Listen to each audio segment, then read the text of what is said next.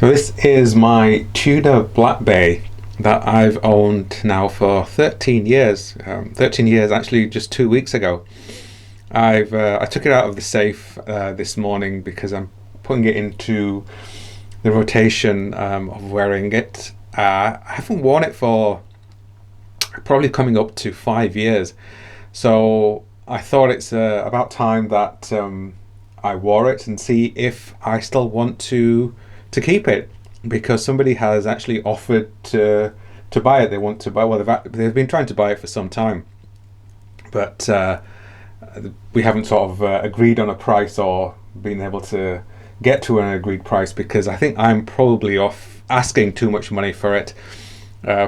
Probably because of a subconscious way of me not selling it. I'm asking not a ridiculous amount of money for it, but above market value. I do know that. So I bought this back in 2012, that would be, from Tudor dealer, and I paid something in the region of £1,800 for it, brand new. I think the going rate for a new one then was about 23 something, so I got a really good discount. And this was at a time where Tudor and many other manufacturers were actually giving you discounts. Now it's a lot harder to get discounts. They're trying not to give so much discounts. I guess they're thinking it's cheapening the brand a bit. But I have noticed that some prices have changed. They are giving some discounts, usually about 5 to 10%. So the standard way back then was unless I was getting 20% off retail, I wasn't going to buy a watch, and that's what this basically was. So I was really happy with the deal, and when I bought it, with it came obviously the box. Now Tudor do a really good job with their boxes, considering they are a family of Rolex and who have actually terrible watch boxes. I think Tudor have done a really good job with their box. So it came with, actually, for the £1,800, it was a little bit more than 18. I can't exactly remember how much, but it was between 18 and 1900. So it came with this leather strap, and I'm always trying to get as much as I possibly can. So I got a leather strap with it as well on the buckle, deployment buckle, which is really nice. Unused, as you can see. I haven't really used it. I think I must have worn it maybe once or twice on the strap. I tend to use aftermarket straps, which are more, let's get it to focus a bit, more to my liking. I have a lot of custom made straps, which I think are usually better than what manufacturers supply with. And it came with the NATO, or not NATO, but the nylon. It was not exactly a NATO. So you've got the pins here. I've never been a big fan of these types of straps, but it came with it. I think, again, maybe I've worn it once on this just to see how it felt, but never really used it. So obviously it comes with the manuals and everything else that's there. But yeah, really good box and presentation, really. They're doing a good job with that. So I managed to keep everything together. I actually did, with the watch, it actually came with solid separate links, end links here, lug links. So you can put a strap on there and it would line up with the lugs. But I don't know where I've put them. I'll have to try and find them. Like I said, it's been over 5 years, around about 5 years since I last worn the watch. So I have no idea where I've put it. I thought it was in the box, but when I looked today, it wasn't in there.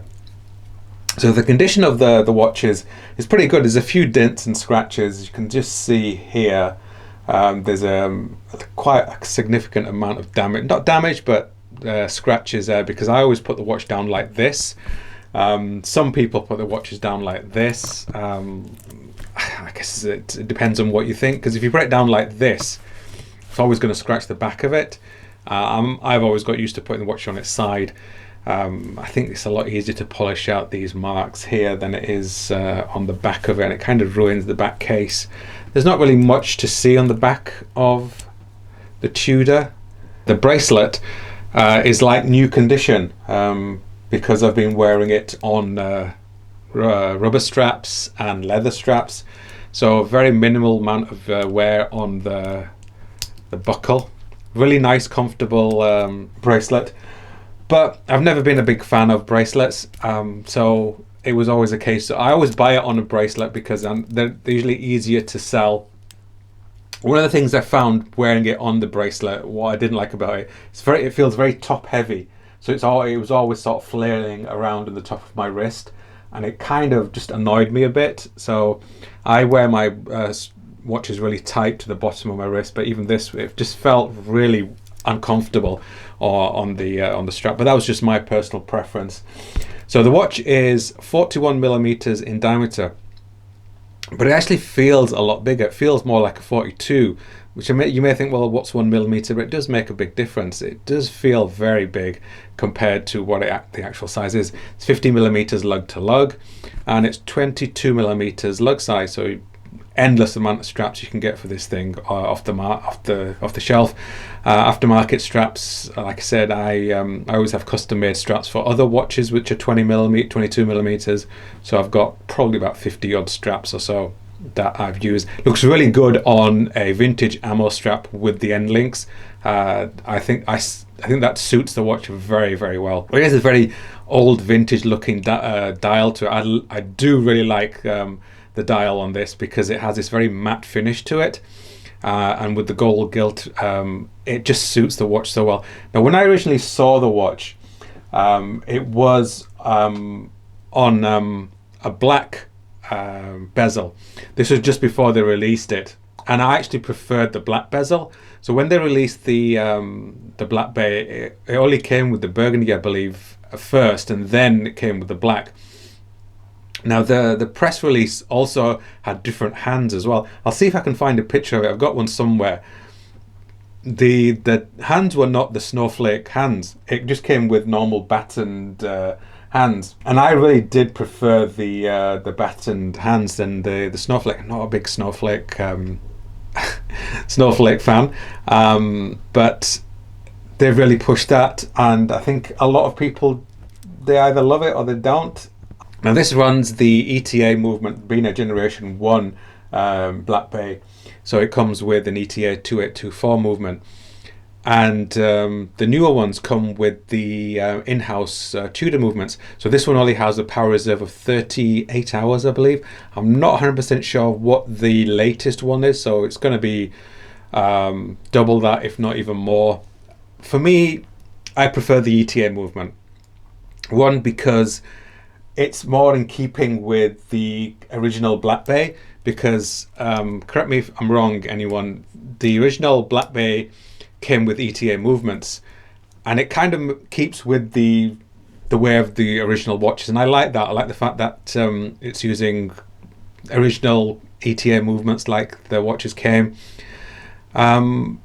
Preference wise, again, I would, if I had the choice, I would always go for the ETA one for that reason, and the other reason, service and repair. This is going to be a lot easier and a lot cheaper to repair. Being with an ETA movement, you can buy parts very readily, and you don't have to send it back to Tudor to have anything repaired, replaced, serviced. I don't know how much Tudor will charge, but I'm assuming it's going to be quite expensive to service a Tudor watch. I've not got another Tudor. If I was going to buy another Tudor, it would be a vintage one. It wouldn't be a modern one. I'm not a fan of the new bracelet, and also I think they've changed. The newer one came with the rivet bracelet. I think they've also changed the bracelet again. I haven't been following Tudor that much. I think they've kind of they've leaned heavily into the Black Bay, and I think they've overkilled it. My opinion, I think they've gone too far. They've just sort of taken one watch and just ran with it and just made different variations of it. I did like the 54, which is a much smaller case, but when they first came out, they went astronomically crazy. People were buying them above retail, which I just don't understand why people would do that. I remember when this came out, there was all the hype about it. I actually waited.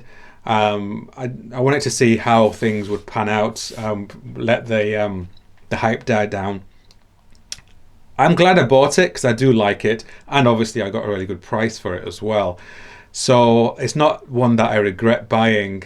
I kind of regret not wearing it as much as I do. So I'll see if I'll sell it. I'm going to be wearing it now for the next few days, weeks, possibly even months, depending on how I feel. So this has been my daily for the past 2 months now. I took it out and started wearing it again, just like this, thinking, oh, let me wear it for a few days, see how I feel. And I just didn't want to take it off. Fantastic watch. I have done a review on this. I'll link it below if anybody wants to see that.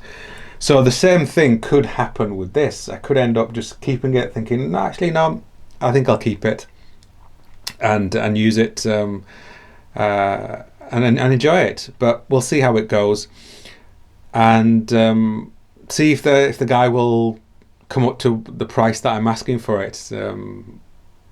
I did say to him, because he actually came to me a few months ago, well, more than a few months ago, wanted to buy it, and I gave him a price which again was more than retail, well, not retail, more than what the actual second-hand prices were going for. Again, because of the condition of the watch, and obviously I've got everything with it. It obviously comes with the leather strap, but after thinking about it, I might keep that leather strap because I like it, and I can use it for other 22mm watches that I've got.